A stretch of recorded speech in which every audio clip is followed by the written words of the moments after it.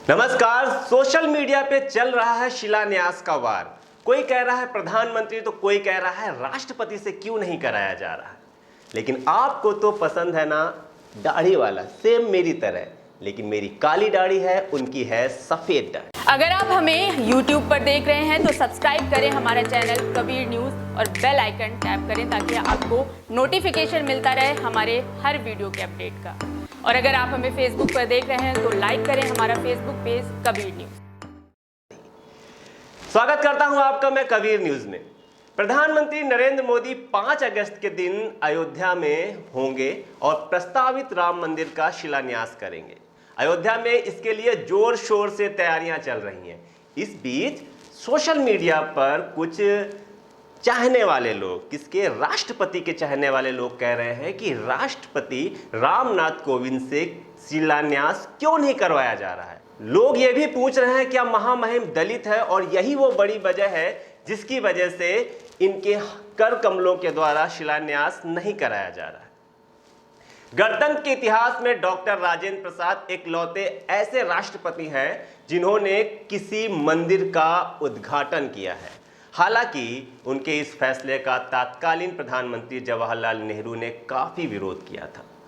5 अगस्त को अयोध्या में राष्ट्रपति कोविंद के हाथों शिलान्यास नहीं करवाने के फैसले के पीछे की वजह कुछ भी हो, लेकिन सवाल यह है कि क्या भारत के राष्ट्रपति को किसी धार्मिक स्थल का उद्घाटन या शिलान्यास करने जैसी गतिविधियों में शामिल होना चाहिए? इस सवाल का जवाब जानने के लिए हमें 69 साल पीछे जाना पड़ेगा, जब नेहरू ने डॉक्टर राजेंद्र प्रसाद को सोमनाथ मंदिर का उद्घाटन ना करने की सलाह दी थी।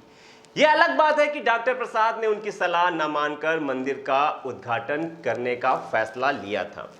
भारतीय गणतंत्र के शशोकाल में ही दक्षिणपंथी और उदारवादी विचारधारा का टकराव शुरू हो गया था। यह अलग बात है कि टकराव आज के दौर की तरह बेहुदा ना होकर केवल वैचारिक स्तर तक ही सीमित हुआ करता था। यह कभी संवादहीनता और परस्पर एक दूसरे को नीचा दिखाने का कारण नहीं बना। उस दौर में भारत के राष्ट्रपति डॉक्टर राजेंद्र प्रसाद सरदार पटेल के काफी करीबी हुआ करते थे। सन 1949 के आखिरी महीनों में सरदार पटेल ने डॉक्टर प्रसाद का नाम राष्ट्रपति पद के लिए प्रस्तावित किया और वह भारत के प्रथम राष्ट्रपति भी चुने गए। हालांकि 1 साल के अंदर ही यह बात सामने आ गई कि नेहरू और डॉक्टर राजेंद्र प्रसाद में काफी मतभेद है। सन 1947 में सरदार पटेल सोमनाथ के मंदिर पहुंचे तो मंदिर के जीर्ण शीर्ण अवस्था को देखकर उन्हें काफी दुख पहुंचा था। उन्होंने तय किया था कि सोमनाथ के मंदिर का जीर्णोद्धार होगा और इसकी जिम्मेदारी के मुंशी को सौंप दी गई। मंदिर सन 1951 में बनकर तैयार हुआ, लेकिन तब तक सरदार पटेल इस दुनिया में नहीं रहे। तब डॉक्टर राजेंद्र प्रसाद ने मंदिर के उद्घाटन का निर्णय लिया। नेहरू उनके इस निर्णय से बिल्कुल भी सहमत नहीं थे। उनकी असहमति का वाजिब कारण भी था। नेहरू का मानना था कि एक धर्मनिरपेक्ष देश में चुने गए जनप्रतिनिधियों को किसी आस्था या पूजा स्थलों से खुद को जोड़ने से बचना चाहिए। उस समय धार्मिक आधार पर देश का बंटवारा हुए ज्यादा समय बीता नहीं था। इस बंटवारे के दौरान धार्मिक उन्माद और दंगों का शिकार होकर लाखों लोगों ने अपनी जानें भी गंवाई थीं। नेहरू का मानना था कि यह समय किसी विशाल मंदिर के निर्माण का नहीं है, क्योंकि देश इन दंगों के साए से उबरने की प्रक्रिया में था।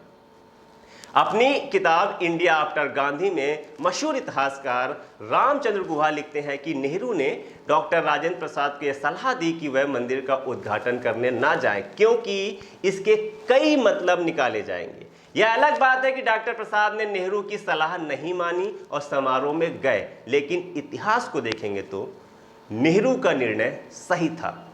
एक स्वतंत्र और धर्मनिरपेक्ष देश के सर्वोच्च प्रधान से अपेक्षा यही की जाती है कि वह संवैधानिक मूल्यों की रक्षा करेगा। हमारा संविधान देश के नागरिकों को अपने अपने धार्मिक विश्वासों के पालन की आज़ादी देता है, लेकिन राज्य का अपना कोई धर्म नहीं होता है। राज्य धर्मनिरपेक्ष है। राष्ट्रपति राज्य का सर्वोच्च प्रधान है। उससे यह अपेक्षा की जाती है कि वह संविधान में वर्णित मूल्यों को बनाए रखेंगे। इस परिप्रेक्ष्य में देखा जाए तो राष्ट्रपति रामनाथ कोविंद का राम मंदिर शिलान्यास समारोह में जाना नैतिक रूप से सही नहीं है। जो बात नेहरू के दिमाग में सन 1951 में आई वह आज के दौर में ज़्यादा सटीक बैठती है। नेहरू का मानना था कि जनता द्वारा स्थापित सत्ता का धर्म नहीं होना चाहिए। मोदी सरकार के लिए बात नहीं कही जा सकती है।